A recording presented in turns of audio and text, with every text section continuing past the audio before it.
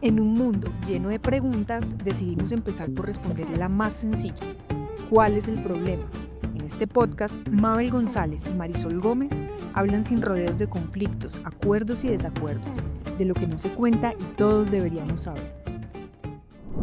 Bienvenidos a ¿Cuál es el problema? Un programa en el que abordamos las realidades complejas del mundo y de Colombia. En esta segunda temporada estamos analizando la crisis del orden internacional y lo que puede pasar cuando el mundo deja de funcionar bajo reglas y se impone el más fuerte. Esta serie intenta entender qué quieren hoy las grandes potencias, qué está haciendo cada una para establecer un mundo más o menos a la medida de sus intereses y cuál o cuáles pueden ganar esa competencia. Hoy vamos a analizar cómo se ve el mundo desde Moscú. Y desde Colombia, un saludo para mi compañera de podcast, Mabel González, quien está en Madrid, y por supuesto un saludo también para quienes nos escuchan. Gracias, Marisol. Saludos, saludos a todos los que nos escuchan. Así es, y no podemos entender el mundo de hoy sin entender a Rusia, el país con más territorio del mundo, un país a caballo entre Europa y Asia, que fue un imperio que compitió durante décadas bajo la forma de la Unión Soviética con Estados Unidos para predominar en la Guerra Fría y que donde el desmoronamiento de la Unión Soviética dio paso a un mundo nuevo en el este de Europa y también a dinámicas propias en Rusia que luego se han manifestado hacia afuera. Pese a ser una potencia militar, perdió durante años fuerza global tras esa caída de la Unión Soviética, pero ahora Rusia se proyecta como un actor en Oriente Medio, en zonas de África y desde luego hacia Europa. Y la guerra de Ucrania, que ya hemos analizado en este podcast con nuestro invitado, lo ha puesto de nuevo en la lupa. Así es, Mabel, y para analizar cómo Rusia ve el mundo y qué quiere conseguir, tenemos hoy con nosotros a un experto en ese país y en el este de Europa, Andrés Servin, quien nos ha acompañado, como dices, en otro programa sobre Rusia y Ucrania. Él hace parte de la Coordinadora Regional de Estudios Económicos y Sociales de América Latina, CRIES, pero además es profesor universitario y activista por la paz. Andrés en el 2023 fue nombrado académico distinguido del Sur Global por la Asociación de Estudios Internacionales ISA. Mabel. Andrés, muchas gracias por estar con nosotras. Bienvenido a ¿Cuál es el problema? Y comenzamos por la pregunta, no sé si más fácil o más difícil. ¿Cómo se ve el mundo ahora mismo desde Moscú? ¿Cómo analizan el mundo que les rodea y su papel en este mundo? Bueno, en primer lugar, muchísimas gracias por la invitación. Como es habitual para mí, es un placer estar en el programa de ustedes, Marisol y Mabel, eh, y me encanta que me hayan invitado. Vamos a la pregunta porque tampoco, el tiempo corre y evidentemente la gente quiere escuchar más bien lo sustancioso. Eh, yo creo que Rusia se ve después de más de 25 años de Putin en el gobierno, en el poder, se ve en una nueva situación y esto se percibe en muchos planos. ¿En qué sentido? Bueno, Putin lo caracterizó muy bien, es decir, la caída de la Unión, la implosión de la Unión Soviética, todo el proceso de la perestroika fue como una gran catástrofe geopolítica irremediable en el siglo pasado. Pero sí, aparentemente él ha puesto todo lo posible para remediarlo. ¿Cómo lo ha hecho? Bueno, fundamentalmente recuperando un espacio para Rusia en el sistema internacional. Eh, en- empezó, a ver, en realidad hay como dos etapas. Una primera etapa en donde todavía había un intento que se había iniciado con Gorbachev y con Yeltsin de incorporar a Rusia a Europa como parte de la Casa Grande europea. Pero frente a esto lo que sucedió es que la OTAN siguió expandiéndose a pesar de los compromisos establecidos de que no lo hiciera. Rusia sintió muchísima presión.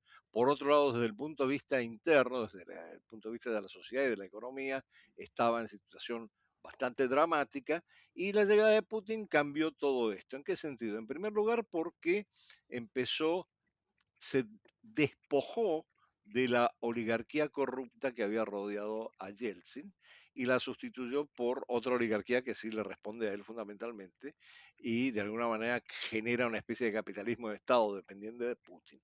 Pero además se apoyó para eso en lo que se llaman los siloviki, los distintos organismos de seguridad y los militares en Rusia. Entonces, generó una base con la cual operar para hacer una transformación. Y la transformación consistió en que progresivamente Rusia, sí, incorporada a la economía de mercado, pero a su manera empieza a tener un desarrollo significativo. Y entonces empieza a aparecer también la idea de que, bueno, nosotros nunca dejamos de ser un imperio, nosotros fuimos un gran poder, una gran potencia con la Unión Soviética en un mundo unipolar. Ahora estamos entrando en una transición de ese mundo unipolar a algo que todavía no sabemos muy bien qué es. Y aquí nosotros tenemos que volver a ser un actor significativo en el sistema internacional. Y entonces, particularmente a raíz de lo que sucedió en Ucrania en el 2014 y después el conflicto con Ucrania, Rusia cada vez más se reafirma como un actor protagónico en el sistema internacional, por un lado, y por otro lado empieza a plantearse desde un punto de vista conceptual, y hay un paper fundamental para entender esto, que es el concepto de política exterior de marzo del 2023, que se produjo en Rusia. Hubo previos, una serie de papers similares, pero este marcó un cambio muy significativo en la percepción de Rusia del mundo y de sí mismo. Entonces, descorazonada o desalentada por la imposibilidad de ser parte de Europa, Rusia se volcó hacia Eurasia principalmente. Y en ese sentido, generó y promovió una serie de organizaciones muy importantes en conjunto con China, una de ellas la Organización de Cooperación de Shanghái, y de alguna manera como que dio una señal de que dejaba de mirar hacia Occidente y empezaba a mirar hacia Oriente. Esto se manifiesta, hay dos elementos claves para entenderlo un poco. El canciller en su momento, todavía antes de Putin, el canciller Primakov había señalado la importancia de vincularse con el mundo eurasiático, y después hay todo un movimiento eh, que se llama el movimiento del eurasianismo, enfatizando esta idea de que Rusia tiene que mirar más hacia Asia, y esto se refleja progresivamente en una reorientación de los vínculos económicos, políticos y de cooperación en general con Eurasia, con China y con la creación de una serie de organismos como la Organización de Cooperación de Shanghái y otros que son parte de un entramado muy denso de instituciones multilaterales en el marco de Eurasia, generalmente a partir de iniciativas conjuntas entre China y Rusia. Entonces, el concepto de política exterior al que llegamos con el documento del 2023 es un concepto en donde hay una reorientación muy clara. Estamos hablando de un año después de conflicto, de iniciado el conflicto con Ucrania. Hay una reorientación muy clara en la percepción, no solamente de la política exterior, sino también en la identidad de lo que es Rusia. En el sentido de la política exterior está muy claro que Rusia deja de verse como parte de Occidente, se ve primero como una fortaleza frente a Occidente y después como parte de esta dinámica eurasiática, entonces como ubicado entre Asia y Europa, pero va generando una noción nueva, no como Estado, sino como Estado-civilización, que se enfrenta a otras civilizaciones en esta transición hacia un mundo distinto. Enfatiza la idea del mundo multipolar, algunos hablan de policéntrico, pero digamos el término de mundo multipolar, la posición antihegemónica en contra de lo que es el occidente colectivo, lo que denomina Rusia el occidente colectivo, y vuelve a mirar a Rusia como el centro de una dinámica que le permite tener un área de influencia, o que insiste en tener, a raíz del espacio en su momento postsoviético, ¿no? Entonces, aquí hay elementos que se combinan de política exterior con elementos identitarios muy importantes. Rusia se ve como un Estado, civilización que preserva los valores conservadores, que de alguna manera acoge a las distintas culturas que hay en Rusia y los distintos idiomas, pero enfatiza la idea del mundo ruso también, de que es necesario defender la lengua rusa, y por eso esto es un elemento particularmente sensible en el conflicto con Ucrania, y de esta manera además siente que se ha vuelto a posicionar en el sistema internacional como un actor importante. La reciente interlocución con Estados Unidos a partir de la llegada de Trump reafirma esta idea, porque de alguna manera Rusia habla de igual a igual con Estados Unidos, lo cual durante años no había pasado.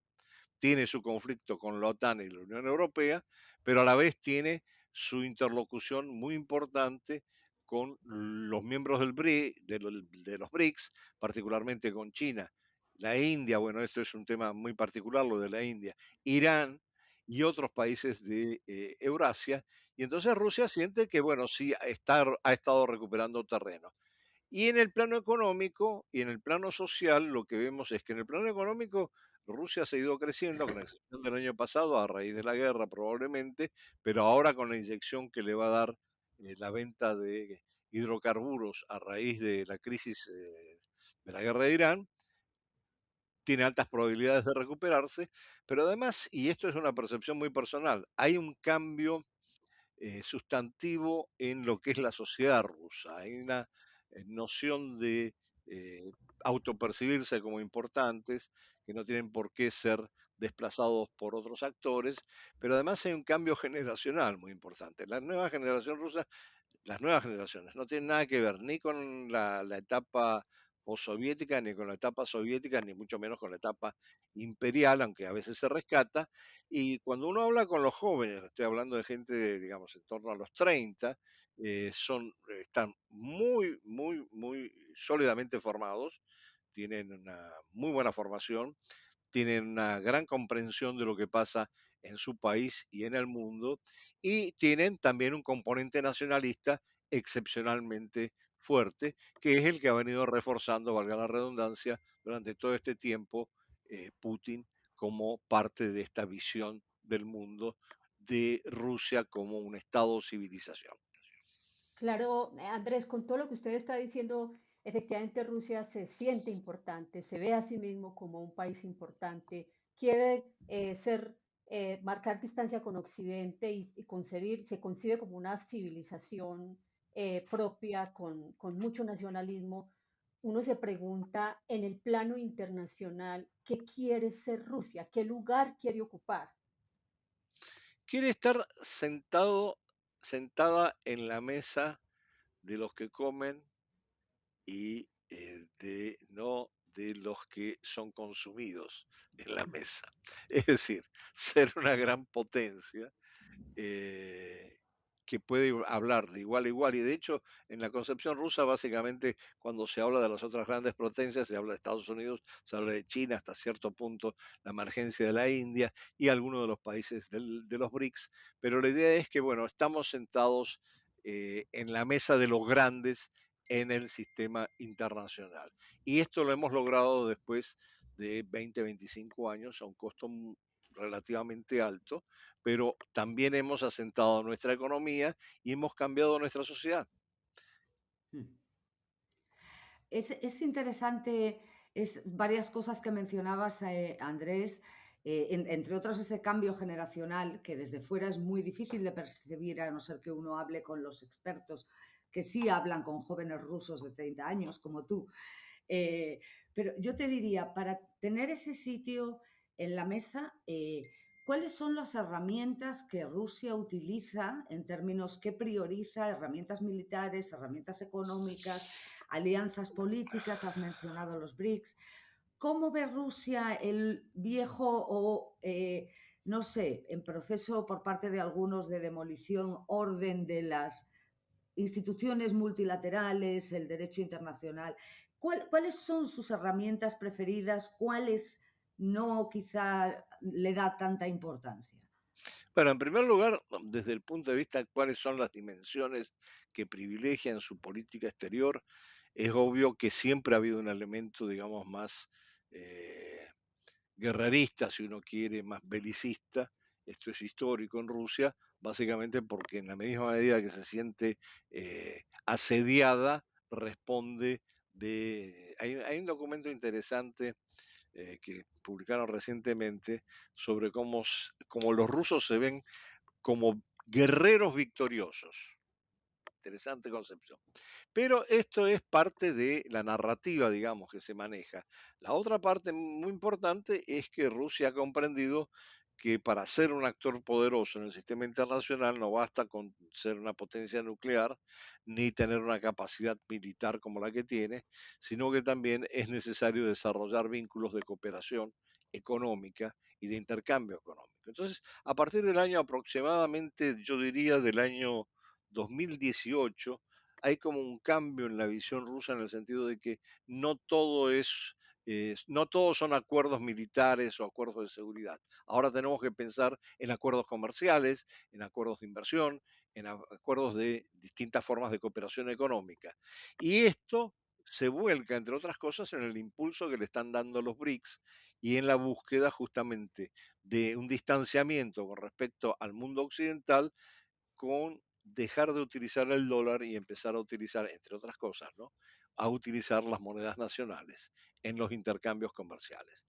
Entonces, esta es una parte importante de cómo se ha dado un giro. Rusia ya no se ve solamente como una potencia desde el punto de vista militar, sino que quiere ser también una potencia desde el punto de vista económico, lo cual desde Occidente se percibe negativamente muchas veces, ¿no? Dicen, no, no, no, como había una definición de que creo que de un presidente norteamericano, no me acuerdo de quién, que decía que en realidad Rusia es sencillamente una estación de servicio o algo así, con muchos hidrocarburos, pero nada más. Bueno, este es un elemento muy importante para reforzar también lo que yo estaba diciendo de la identidad, pero además para darle una nueva orientación a la política exterior rusa, no solamente en dirección a Eurasia, sino también, como lo señalaba a través de los BRICS, hacia el sur global y convertirse en una especie de uno de los protagonistas de promover el sur global frente a ese occidente que históricamente ha impuesto su primacía, particularmente en el caso de Estados Unidos, a todos los demás y que ahora se encuentra en crisis. Entonces, Rusia ahí asume un papel en donde, convergiendo en algunas ocasiones, en otras no, con China o con India, puede incidir sobre un sistema internacional que no cuestiona en cuanto al derecho internacional y los organismos multilaterales. Al contrario, dice, no, nosotros hay cosas que tenemos que resolver a través de las Naciones Unidas. Al contrario de lo que dice, por cierto, el presidente Trump. Entonces, estos cambios son importantes de ver y como hay siempre una tendencia, particularmente en algunos países, Gran Bretaña es un gran ejemplo de ello, yo diría que una tendencia rusófoba en el sentido de descalificar a Rusia por una serie de razones, estas cosas generalmente no se perciben de lo que está pasando internamente y de cómo se ve el nuevo ruso frente a lo que es el mundo y a su papel en el mundo. Precisamente, Andrés, pues Mabel preguntaba sobre las herramientas que usa Rusia para ganarse ese lugar en el mundo, en medio de todo esto que nosotros hemos llamado, incluso preparando esta serie, el desorden mundial que hay ahora, o por lo menos la crisis del orden internacional. Una cosa son las herramientas y otra cosa las capacidades, lo que uno usa, pero otra cosa las capacidades en lo que abiertamente compite con otros países. Realmente, ¿qué capacidades tiene Rusia en términos, por supuesto, militares, pero también qué capacidad tiene de convencer a otros países para hacer alianzas, para hacer acuerdos comerciales? Porque usted bien ha dicho, ya no solo es el Rusia de la guerra, sino Rusia que entiende que hay que hacer alianzas. ¿Qué capacidad incluso de convencimiento tiene frente a otros países para convertirse en esa potencia con lugar propio en el mundo? Bueno, parte de un principio que en comentarios recientes del ministro de Relaciones Exteriores de Rusia, Lavrov, es muy claro. Estamos frente a un mundo nuevo, hay una transición y nosotros tenemos que aprender a interactuar de otra manera con los nuevos protagonistas del sistema internacional. Ese desorden en el que estamos viviendo en algún momento se va a ordenar y nosotros tenemos que tener claro con quién vamos a estar hablando y con quién vamos a estar actuando en ese sistema internacional. Es obvio que no va a ser con el occidente colectivo, porque se ha convertido en nuestro enemigo, particularmente por la situación en Ucrania, por las sanciones impuestas. Pero desde el punto de vista, es interesante, ya que menciono las sanciones impuestas por Europa finalmente han sido una especie de boomerang, porque las sanciones no afectaron tanto a la economía rusa como a las economías europeas, que ahora dependen del suministro de gas líquido, por ejemplo, de Estados Unidos a un precio que triplica el precio de los precios del gas ruso. Entonces, ahora inclusive hay algunos que están planteando en la Unión Europea, bueno, deberíamos volver a hablar con los rusos porque la verdad es que la situación es tan desesperante que necesitamos reconsiderarlo y hay algunos que sí se han mantenido esa posición muy claramente, como Hungría, ¿no? En el sentido de que sí, mantenemos el vínculo económico con Rusia. Y esto tiene que ver también con cuáles son los recursos de Rusia. Rusia es una de las principales potencias en términos de recursos naturales. Y no hablo solamente de los hidrocarburos, es decir, no hablo solamente del petróleo, no hablo solamente del gas, sino que hablo también de muchos otros elementos que fortalecen la capacidad de desarrollo de Rusia, para lo cual desde luego tiene que fortalecer su capacidad tecnológica. Y por eso señalo este cambio en las nuevas generaciones muy bien formadas y con otra visión.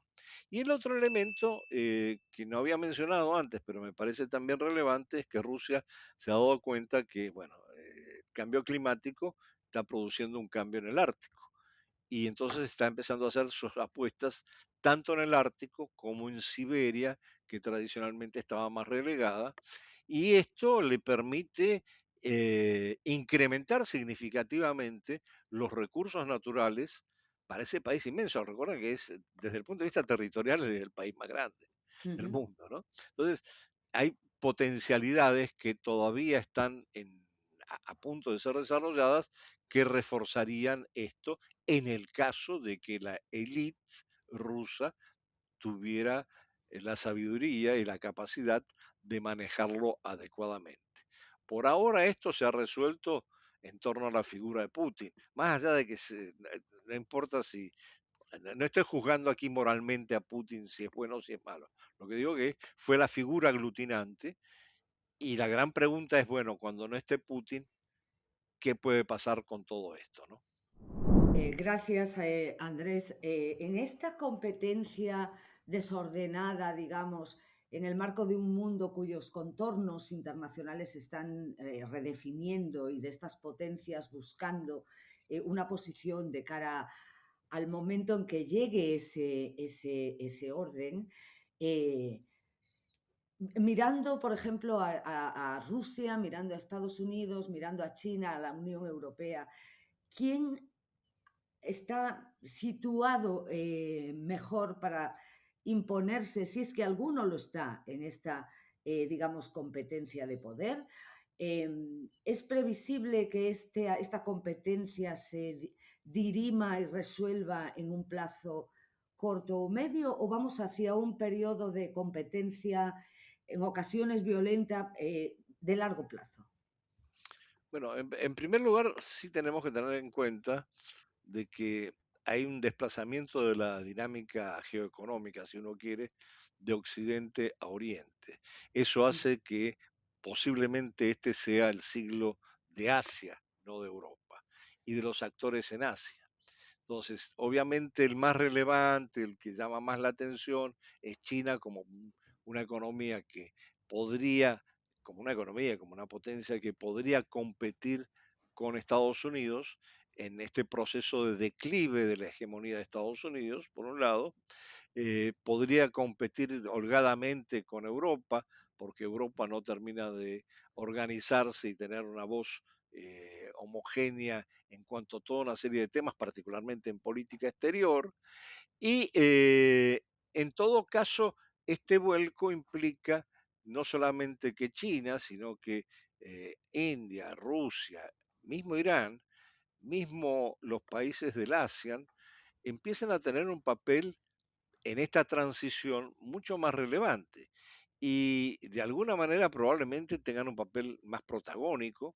Y aquí es donde empieza la gran pregunta. ¿Van a respetar el sistema multilateral como ha sido desarrollado en el momento unipolar o van a buscar alternativas? Yo creo que combinan las dos cosas, es interesante, porque por un lado, sí, por ejemplo, China insiste mucho en el respeto al derecho internacional, las Naciones Unidas como el mecanismo de seguridad y de paz más viable, eh, pero a la vez está promoviendo no solo la Organización de Cooperación de Shanghái, sino los BRICS, sino el desplazamiento del petrodólar por otras monedas, la idea de que hay otros mecanismos de gobernanza financiera global que no son solamente los de Bretton Woods, se crean bancos, se crean fondos para promover el desarrollo a un costo mucho menor, el desarrollo en el sur global, a un costo mucho menor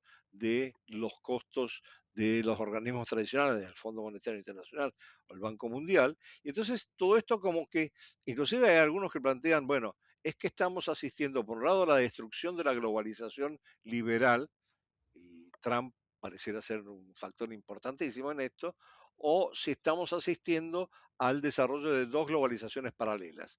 Una, la que se va a dar en el ámbito occidental, que puede seguir siendo liberal probablemente, pero eso depende de toda una serie de factores domésticos, y otra con otras características más heterogénea, más multipolar en el ámbito asiático.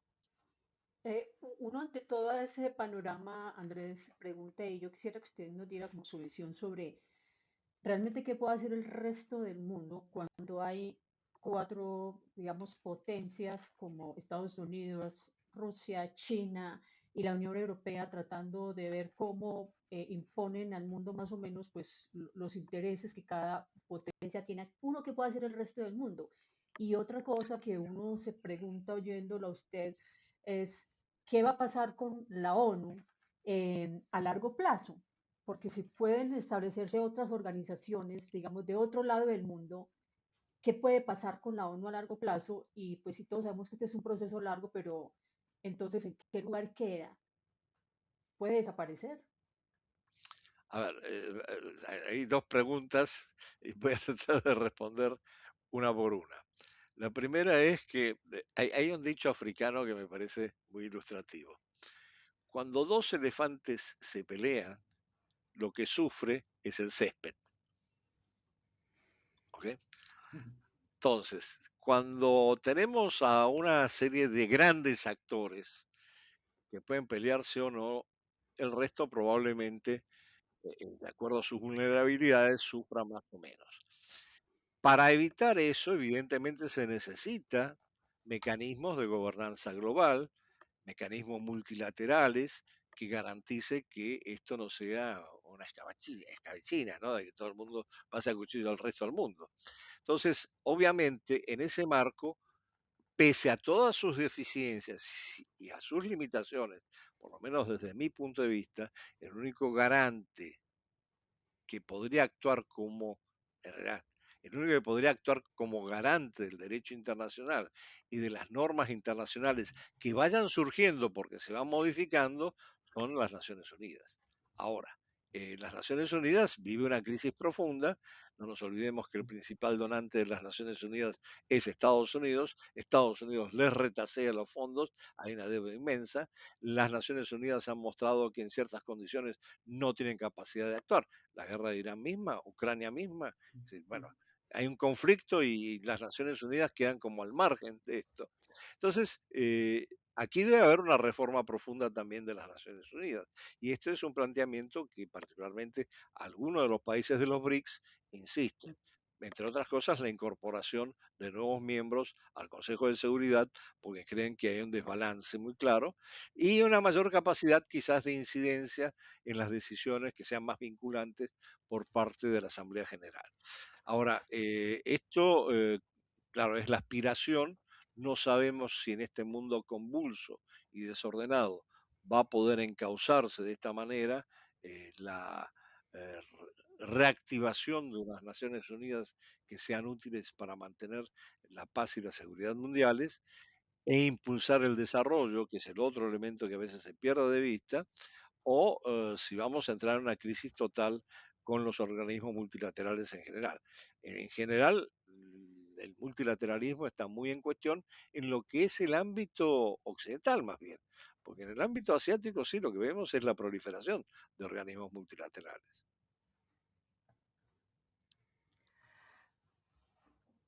Sí, pues yo quiero darle de nuevo las gracias a Andrés también por esta última pregunta que nos introduce en el ámbito de las posibilidades.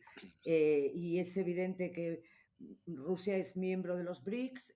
Una de las agendas de los BRICS son precisamente la reforma de esas instituciones de la gobernanza multilateral para hacerlas más democráticas, en lo que se refiere a la paz y la seguridad y en lo que se refiere a medidas para el desarrollo. Eh, y bueno, creo que hemos logrado también el ver un poco esa pregunta, Marisol, que hacías de ¿y el resto del mundo qué puede hacer para no ser el césped que se lo pisan los elefantes? Me quedo con eso, me quedo con esta. Creo que este análisis con cierta profundidad, pese a lo limitado que siempre el tiempo en estos programas, sobre la nueva Rusia, cómo se ve, cómo se percibe y cómo mira al mundo.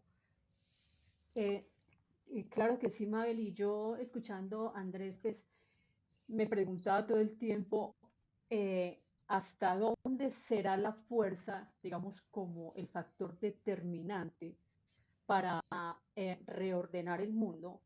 Pues ya está en crisis digamos, el orden internacional, las reglas internacionales están en crisis, pero la pregunta que hoy se hace uno, ¿y por qué? Porque estamos en el uso de la fuerza de Estados Unidos, Israel sobre Irán, está Rusia sobre Ucrania, Estados Unidos ya ha intervenido, pues intervino en Venezuela, eh, hay un Está proceso Gaza, no de nos olvidemos. Sí. exactamente sobre Cuba. Entonces la pregunta que uno se hace, y pienso que es la que provoca más inquietud en todo este tema, es hasta dónde será la fuerza la determinante para reconfigurar el orden mundial.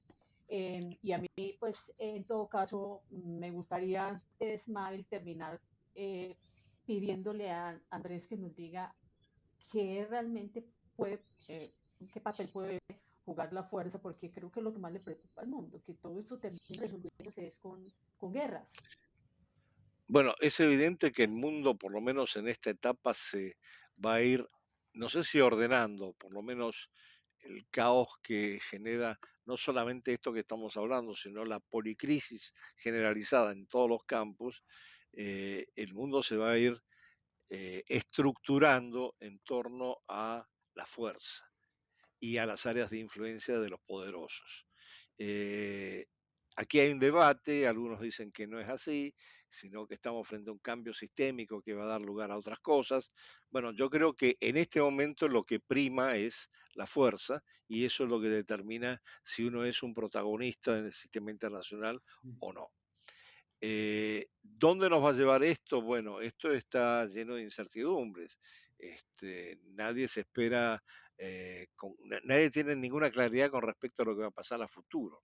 Estamos en medio de este desorden, estamos en el medio de una reconfiguración del sistema internacional, siguiendo líneas de fuerza fundamentalmente, pero también con elementos económicos importantes, porque se combina lo geopolítico con lo geoeconómico y, insisto, en el marco de una policrisis que toca además otros ángulos, bueno, que aquí no tenemos tiempo de desarrollar, obviamente, pero el cambio climático es uno de ellos, por ejemplo.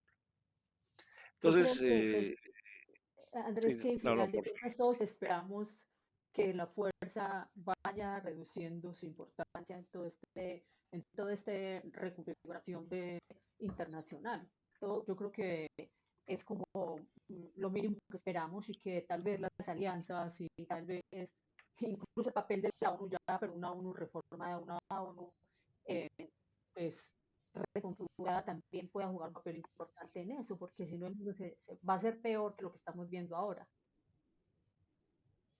bueno, es que es necesario frente a la fuerza desplegada por los actores que tienen la fuerza suficiente, es necesario algún colchón de contención que proteja a los más vulnerables.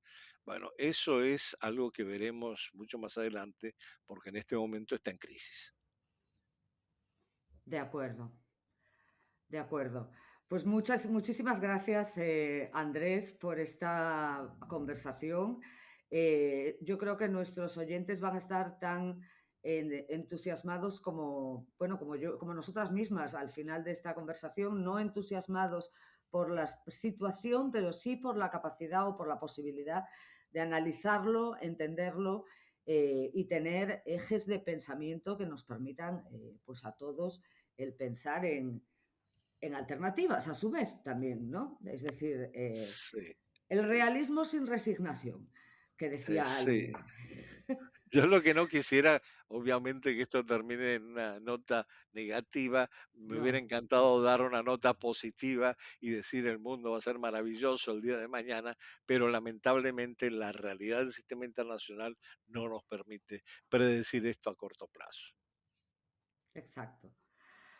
Pues muchas gracias a nuestros oyentes. De nuevo, les damos la bienvenida. Los invitamos a suscribirse al canal de ¿Cuál es el problema? En Spotify y en YouTube. Y a dejarnos pues, sus opiniones y sus comentarios, porque nos importa mucho su retroalimentación. De nuevo, Andrés, gracias. No, muchísimas gracias por la invitación. Andrés, muchas gracias Realmente ha sido un y tanto a placer. usted como a quienes nos escuchan, gracias por formar parte de este viaje. Nos escuchamos en Spotify y YouTube.